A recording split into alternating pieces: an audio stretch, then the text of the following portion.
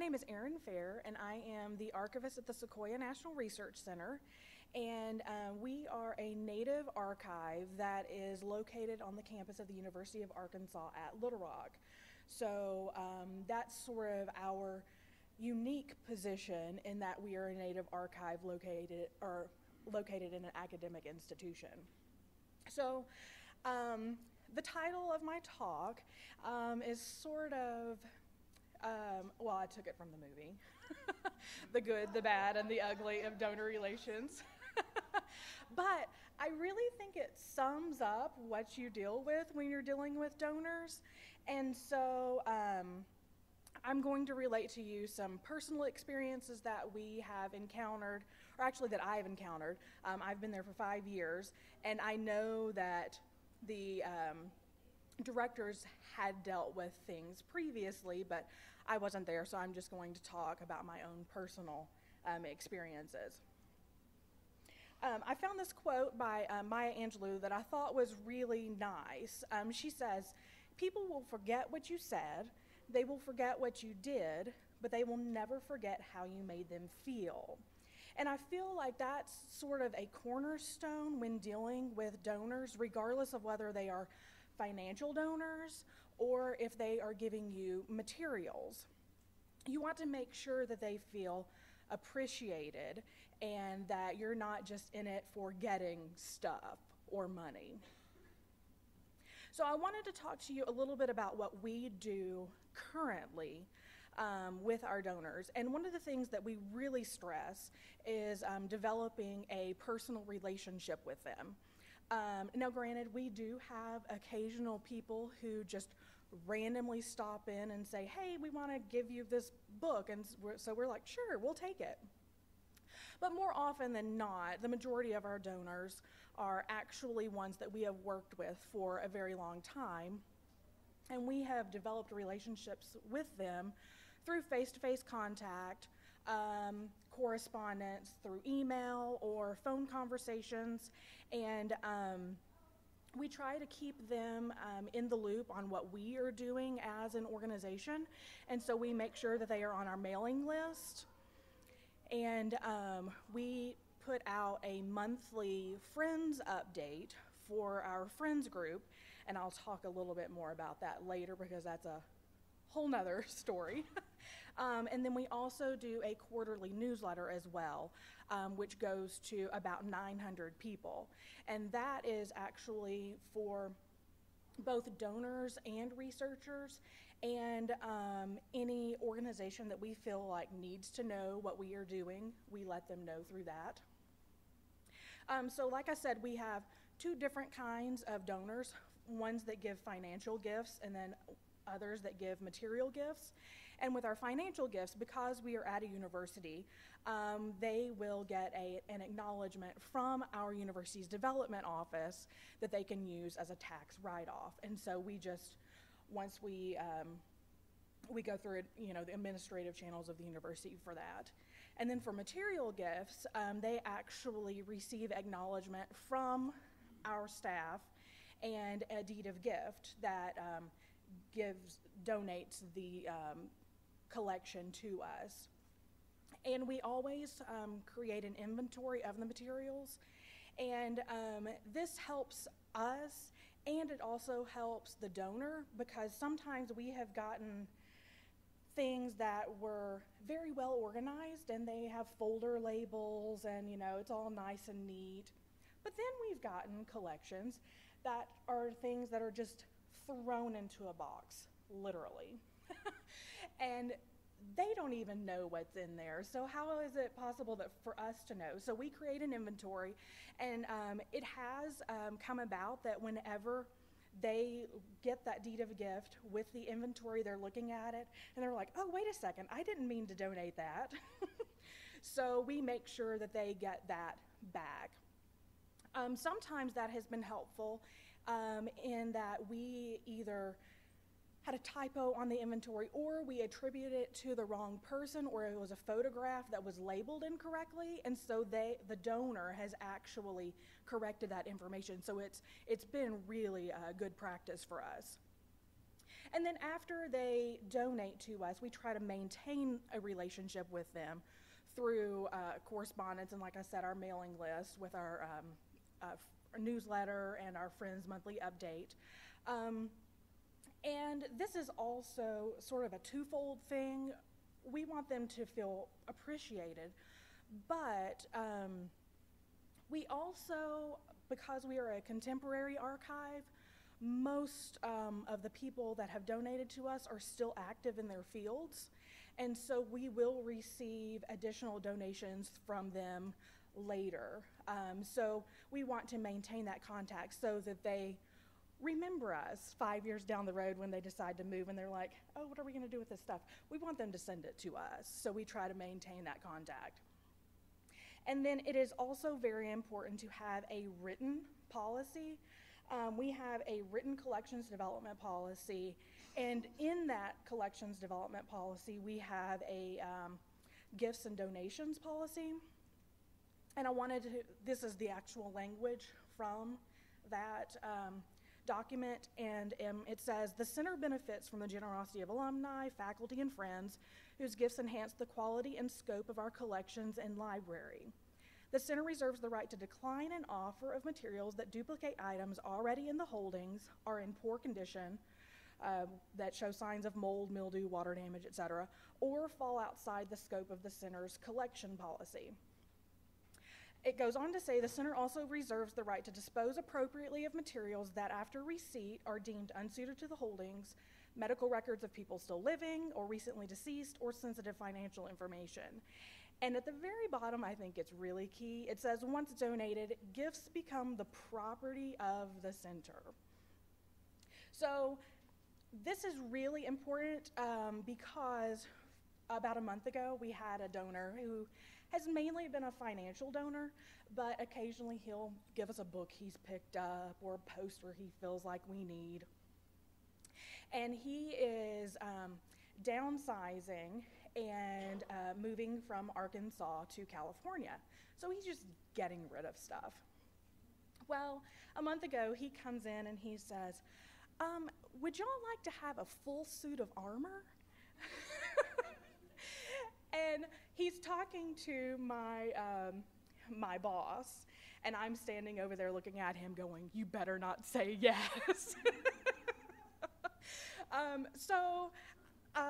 Because our collection is anything about Indians, and I don't think that that suit of armor had anything to do with Indians. Something else that I also think is key on that second point where we talk about we have the right to dispose of materials. In our deed of gift, we do have language that states that if they want materials back that we deem unnecessary, we will send them back to them. However, that has come to bite us because we did this with a particular donor, and he promptly returned those materials to us in a second donation. So right now, there are, I think, 2 boxes, like, you know, banker's boxes, full of things that we do not want, but we feel like we can't just toss. So they are in our off-site storage, just taking up space and collecting dust. So if anybody has a suggestion, I'm more than welcome to hear about that. So I wanted to really present this to give you some personal examples of things that we have encountered at Sequoyah. And I thought I'd start off with some good examples. Some areas where we have mutually benefited, both as the archives and with the donor. The first point is we are, about 3 years ago, we received a collection that was a family history collection, and it covered about 200 years worth of this Cherokee family's history. And the collection had just sort of morphed over the years to where it wasn't just one line of the family, but it was also members of their non-native relatives that had married in. And so there were about 3, maybe 4 branches of this family, but it was, we took it as a whole because it was very valuable. Well, we worked with the donor to make sure that we knew the genealogy of the family, and she was very helpful. She actually gave us her, on Ancestry.com, she had created this huge elaborate family tree, and she had given us access to that so that we could look at it and make sure that we knew. And it was actually funny because the staff member at the time that was working with her had found a couple of things that were incorrect that she had, and so he was able to find documentation that proved like certain dates. And so we were able to inform her as well as her helping us. So that was a really good donor situation. The second area is that anytime you get a collection, there are always photographs in it, and some of them are not identified. And what do you do with them? So we have been able to work with donors in the past to, we would send them copies of the photographs that they donated to us and ask them, hey, do you mind just helping us identify the people in these photographs? And more likely than not, they were able to identify them, so we were able to have that additional information.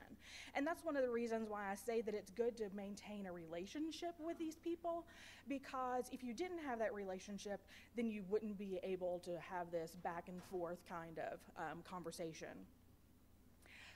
Another area that has proved beneficial to us is the understanding of the provenance of a collection. We, 2 years ago, received a very large collection that was actually from an individual who, and you know, it's sort of hard talking about these without giving specifics because I don't want to, you know, talk bad about people, but this is actually a good instance. But she had decided to help document the history of both her family and certain members of the community that she was involved with. And so she had created this huge collection. Well, she passed away in 1999, and her cousin had sort of taken over the project. And so whenever it came time to process the collection, it was really hard to decide what the original collector did and what her cousin had done. And so thankfully, we were able to talk to the cousin and, you know, bring her in and say, okay, you know, did she do this or did you do this, and what were the intentions behind it? So it was really good to be able to have that conversation. A fourth thing is that sometimes relationships with donors actually lead to additional donations, and not necessarily from that donor. We have had instances where we used to have when we first began in 1983, we had an advisory board of Native individuals from around the country.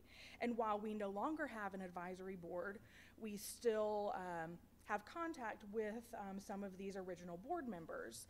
And about 4 years ago, we were able to acquire a large video collection because one of our former advisory board members said, hey, you should send that to Sequoyah. They would love to have that.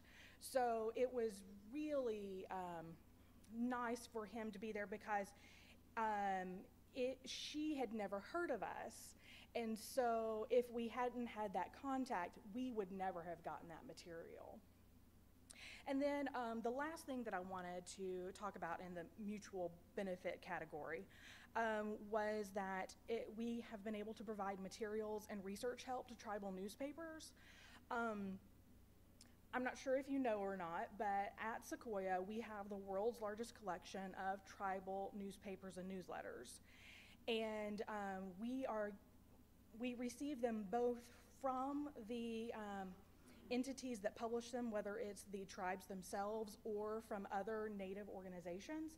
But we also receive them from individual donors that either they are a tribal member that received them through the mail and kept them, or they were in a research setting and they use them for research purposes.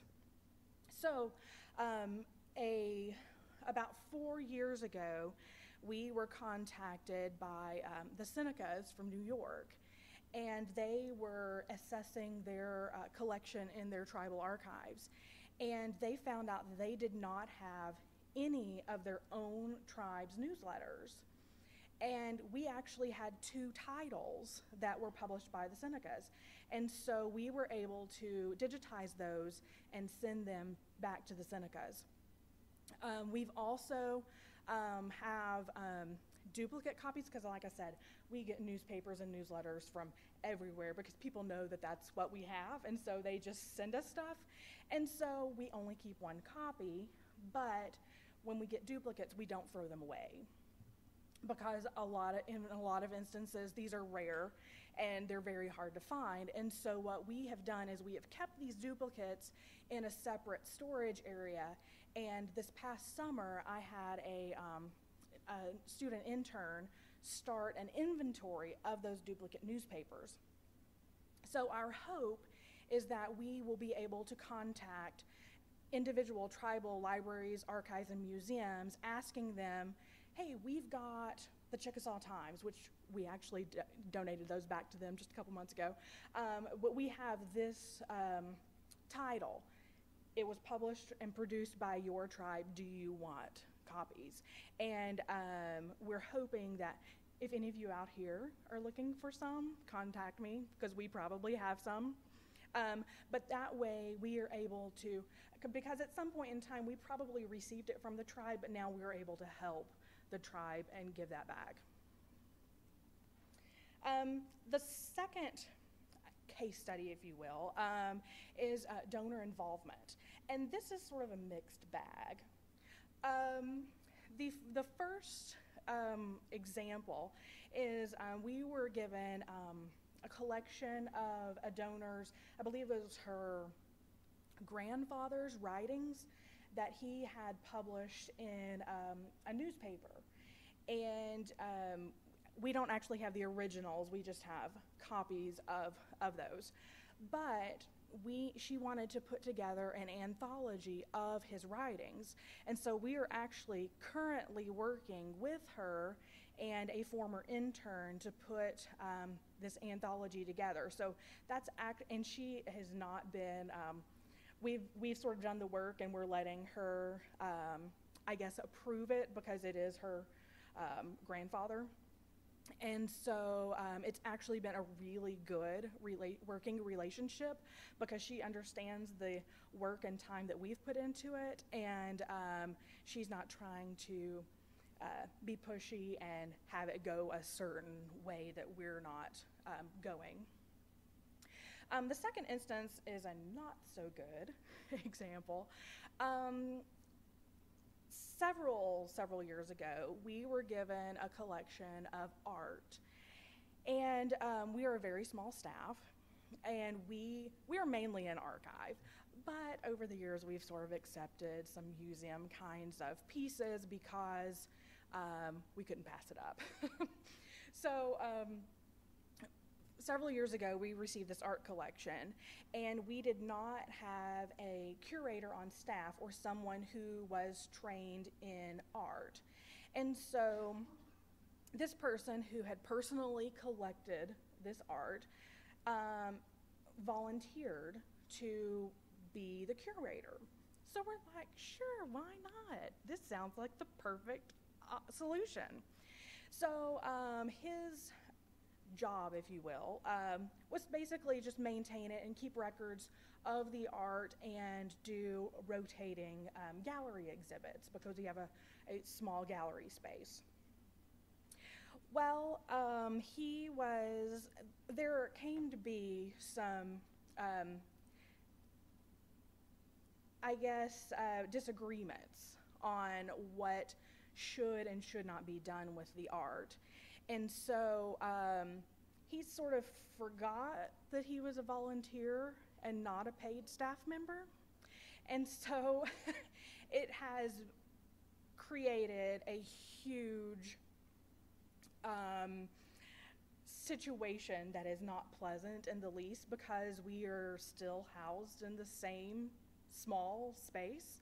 And so, unfortunately, he knew people who were connected, and so we couldn't just get rid of him.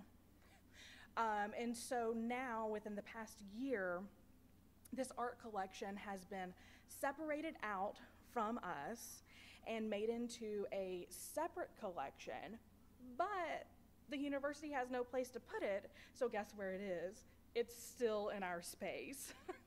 And it's really hard to explain to people our relationship between he and us. And we had a professor in one time with his class, and he was telling people about the art collection because it's a nice collection. And he described us as roomies, and I'm like, oh, that's a really good way to think about it, because roommates always have disagreements about who's taking the trash out and who didn't do the dishes, and that's sort of the kind of relationship we have. So unfortunately, it's probably going to be at least a couple of more years that we have to deal with this sometimes tense situation over territory and who gets to use the cases and who doesn't and who gets to use the gallery. So that's a really bad example of donor involvement. And then the last one is also iffy. We had a collection donated to us, and we decided, oh, this is a really good collection. We need to do an exhibit on this collection. Well, the donors had worked with this collection for many, many years, and when we decided to do the exhibit, we decided we would ask them to help, like in a consultant capacity. Well, that soon turned into co-curating the exhibit, and they saw it going one way while we saw it going a different way. And because it was a new collection, we had only had it for about a year, we had to really be very gentle with curbing their direction and enthusiasm. So in hindsight, which is always 2020, I would never ask a collector to help curate an exhibit because at the time it seemed like a really great idea, but it just didn't pan out. I mean, the exhibit actually turned out really well, but it was just the getting to it that was really the stressful situation. So then, when you're dealing with donors, are they requests or are they demands? We had a donor give us his several hundred volume personal library, and whenever we were talking about cataloging it, he asked if we could add book plates in recognition of his donation. And he said, I'll even buy the book plates. You don't even have to do anything. I will pay for them. And we're like, oh, sure, we don't mind doing that. I mean, he was just so nice about it and genuine that we wanted to be able to do this. And it's something that in the past we had stopped doing because we're like, well, we're defacing the book. But we're like, okay, we're just going to get over that and make this compromise in this instance. The next instance, the exhibit that I was just talking to you about, when we were talking to the donors, we had mentioned the possibility of creating a traveling exhibit. And that has not come to pass because of many reasons, like staff, funding, time, all those things that every archive everywhere has to deal with. And we had also said that we wanted to do a curriculum guide, which we had been working with secondary education students on campus to help create. But after we got the materials back, we realized it was going to be way too much staff time to edit it to where we approved of having our name on it. And so that was sort of scrapped and set aside.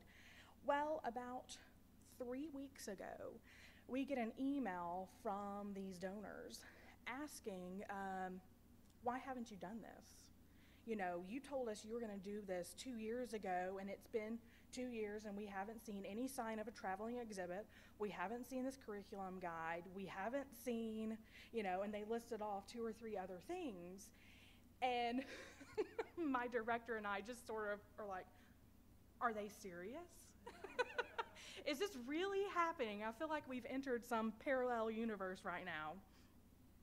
And so we have responded with a very stern email back, basically telling them what the donor's position is and what our position is, and the fact that maybe we should have been more clear in that these were potential projects that we wanted to do. This was not a promise like they took it as. And basically, you know, said that they can't dictate our workflow. So we're still waiting to receive a word back from that, so we'll see how that goes. But it is one of those things that's really tricky because you don't want to alienate your donors, but at the same time, you can't let them dictate to you what you're going to do. So it's this fine line that we are currently trying to balance. And then, as I teased earlier, we have a friends group, and this is probably the worst case scenario of having a friends group. Oh, just wait. So we thought, hey, we need to start a friends group. That sounds like a wonderful idea. They will, you know, be involved in the community, and they will be able to help spread awareness of who we are and help us raise money. So we decided that we needed to have a board of directors for this friends group. So we were wanting this to be an autonomous group that sort of worked alongside us instead of us having to hold their hand. However, that did not work out. And the board of directors, the president of the board of directors, was a well-connected person in the community. And he had 40 years of being the man in charge and telling people what to do and how things were going to be. And basically, we dealt with this board of directors for 3 years. And it turned out to be more headache than it was worth. And it really got down to, they didn't even understand what their purpose was. They did not understand that they were supposed to be fundraising for us. Like, that was stated in black and white print in the mission of the Board of Directors Friends Group, and they still did not understand that. They felt that they were an advisory board to tell us what to do. As I mentioned earlier, we are a very small space, and we have a very small gallery. And looking at the gallery is probably about half the size of this room, so it's small. And so they thought, oh, we need to have a docent program.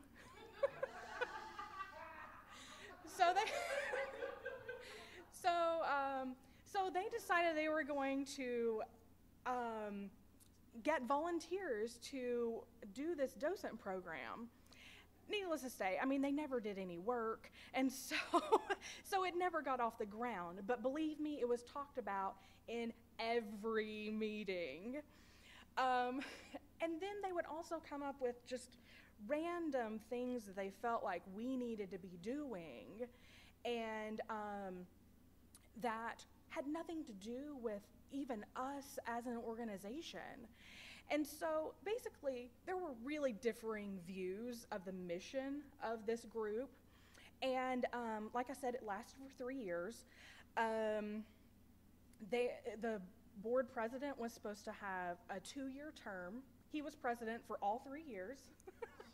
And when we tried to get rid of him, going through, the proper university channels, the development office did not back us up because they're like, well, he's a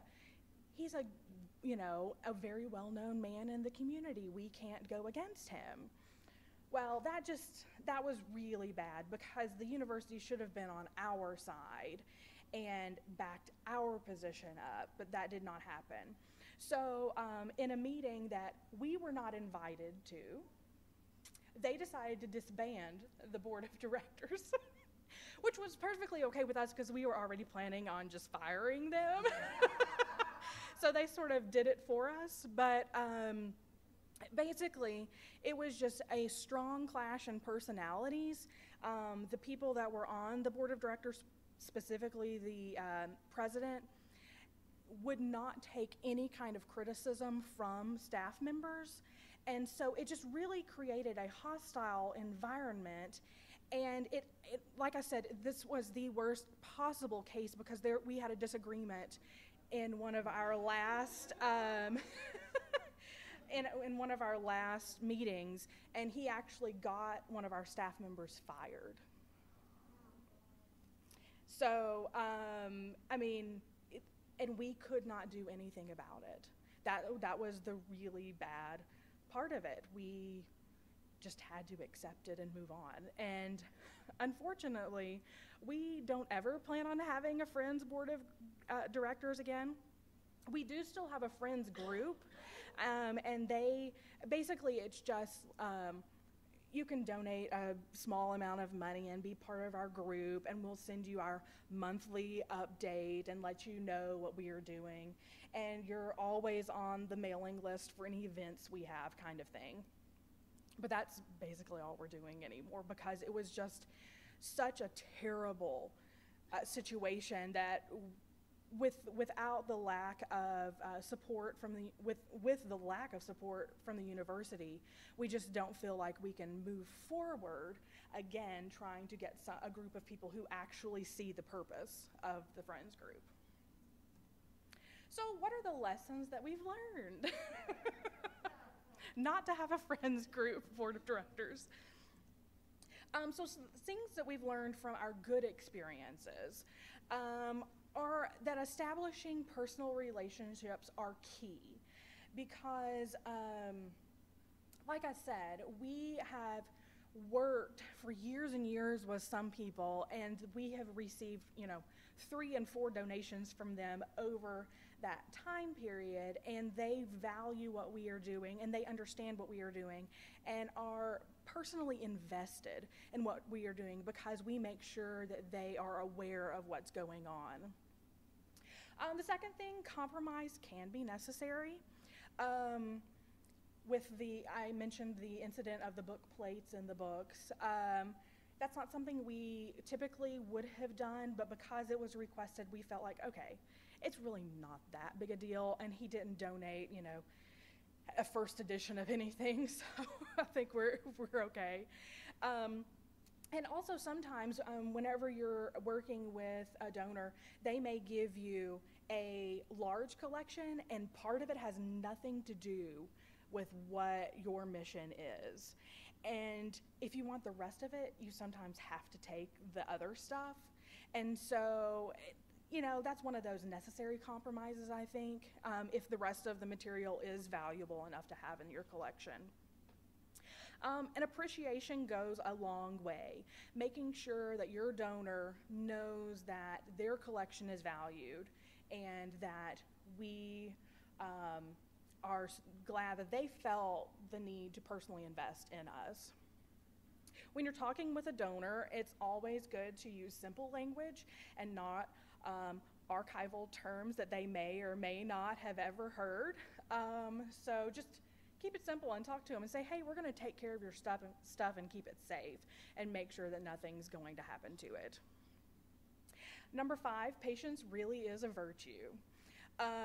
We are currently talking to a potential donor, and we have for over 5 years now. She has a very large collection. She was a teacher in a BIA school for years and years and years. And in addition to the collection that she has amassed during her professional career as a BIA teacher, she has also gotten gifts of art throughout the years. So she has a really nice collection of Navajo rugs, for instance. And so she has said that, yes, we will get this collection. And she has actually put a, I can't even think of what it's called, in her will, saying that whenever she dies, if she has not given this to us already, it will go to us. So that is really nice. And we're thinking, based on personal circumstances, we're thinking we may get it sooner rather than later, but you just never know. But being able to go back and say, hey, we're really glad that, and just check in on her and see how she's doing, and just really play up that relationship, and remember that patience is always good. And then the last thing is that a collections development policy is a must. I mentioned earlier that we did not accept the suit of armor that we were offered. We also do not accept any archaeological artifacts whatsoever. We're small staff, small space. We don't have the expertise nor the room to house artifacts, and we also don't want it to get into the NAGPRA area. And so anytime somebody comes in with archaeological kinds of things, we always refer them to the Arkansas Archaeological Society, because they're the ones that will know what to do with it. And then here are things we've learned from our bad experiences. The first thing is use discretion when choosing your partners. The Friends Board of Directors is definitely why I put this in here. While it is strategic to have members of the community that are in good standing as partners with your institution, sometimes they can be detrimental. And while we haven't really seen a huge amount of fallout from that experience that we had a couple of years ago, we do know that there was some bad mouthing in the community about us, and that the situation wasn't exactly told in a truthful light. And so it's always good if you can see into the future and predict these things, then just be careful whenever you're partnering with someone, and make sure that they know what your mission is from the outset, and that you can work alongside each other. And personalities are really key in this as well, because while they may see eye to eye with you on a mission, but they don't get along with your staff, then you might as well not have a working relationship or partnership. The second thing is to be cautious when discussing future possibilities. In the instance of the traveling exhibit and the curriculum guide that has not happened yet. Looking back on it, maybe we shouldn't have even mentioned that to the donor. When you get a collection that is really good, you get really excited about it, and so you start thinking of all the possibilities that can happen with such a collection. And that's what happened in that particular instance. We're like, oh, we can do this and this and this. And in our minds, we were thinking, oh, at some point in time, if the stars align. And unfortunately, they took that as a promise that we were actually going to follow through in this instance, and it just didn't happen.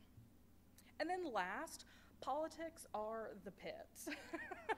Whether we are talking about tribal politics or academic politics or family politics, all of these things can play into your donor relationship experience. We have a collection that was donated to us several years ago by a man who is now deceased. And he had intended to give us additional materials. However, he has, I think, 3 or 4 adult kids, and some of them were on speaking terms with him, and some of them weren't. And the ones that were on speaking terms knew that this was his intended purpose for these materials. However, those that were not on speaking terms are like, well, we can't give that to them because, you know, we need to keep this. So while we still have hope that we will get those additional materials, we are not pushing it. We're just letting it ride out, and the ones that were on good terms with him are still in contact with us and have pretty much said, we'll get to it eventually kind of thing, but because of family dynamics, it can't be anything right away. And then there are a few things that we wanted to think about that we would like to do in the future to maybe help improve our donor relationships. And one of them is to communicate more consistently. While I have stressed personal contact with your donors, there are some of them that we haven't spoken to in years. I'm not gonna lie. And so it would be nice for us to be able to reach out to those earlier donors and say, hey, we haven't forgotten about you. We've just, life has happened and we've sort of just fallen away, but we still appreciate what you have done for us in the past. The second way, we want to be able to provide more ways to say thank you to our donors. Besides just a letter. You know, while that letter is definitely needed, we hope to be able to follow up in some more substantial way in the future. We have talked about doing special events for our donors. It has not happened yet, but maybe we can follow through on some of those kinds of things. Or maybe a tour of a local art museum or something like that as a way to say thank you and we appreciate what you've done. And then the last is to be more timely with acknowledgement. We know things happen and you're like, oh, I meant to do this, and then it's 6 months down the road and you're like, oh my goodness, I didn't send that acknowledgement letter. So we're hoping to stay more on top of that and be more timely with those kinds of things. So, does anybody have any questions? Right. I will say that I personally haven't had that situation where we've had sort of grandfathered promises in. All of the situations that I spoke about, I was an involved party. But I know that with our case of the guest curator, for instance, of the exhibit, basically we were able to sort of appease them in certain ways where they wanted to do a little more here. We were able to say, well, and never mind, you may not want my advice, because I'm sitting here thinking, wait a second, that's how we got into the other issues. But basically we said, this is the money that we have. These are the sort of limitations that we have. Is there a way that we can work with these limitations in mind? Because they were wanting to write books for exhibit text, like interpretive text for the exhibit. And we're like, you can't write that much because, number one, people don't read it. They never do. I mean, I'm guilty of it too, and I work in this field. But we had to say, okay, here's the space that we have, and this is the amount of text that you can write. So that was one particular instance that we just had to say, look, this is how it has to be. I don't know if you have like a specific instance in mind, or yeah, we actually sort of had that with our art collection because we didn't really have control over where it went. And we just sort of had to accept it because of the fact that he was a connected person with people on campus. So I'm not sure I really have a good answer for you, I know.